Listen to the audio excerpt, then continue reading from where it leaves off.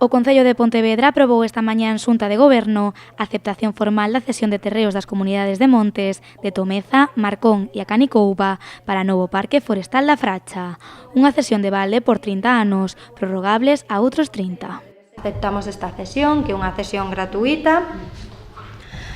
Paso previo para o proceso de contratación do Parque da Fracha, como digo, o parque máis grande do Concello de Pontevedra e un dos investimentos máis importantes para este novo mandato. No caso da comunidade de Montes de Tomeza, a cesión de 78.900 metros cadrados está valorada en máis de 177.000 euros. En Marcón, os 128.900 metros cadrados supoñen un investimento de 1.500.000 euros. E no caso da Canicouba, son 180.000 metros cadrados cunha valoración de case 271.000 euros.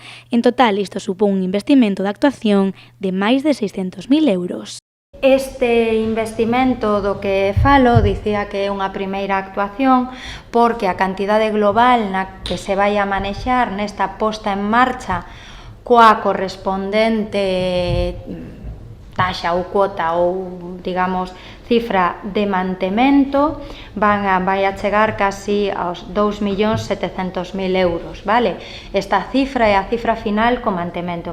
O proxecto deste parque forestal inclúe o acondicionamento das 3 áreas de descanso, con plantación de árbores, recuperación de bosques de ribeira, limpeza de especies invasoras, posta a punto de máis de 26 km de sendas e os tratamentos antierosión dos terreos. O prazo de execución é de 12 meses.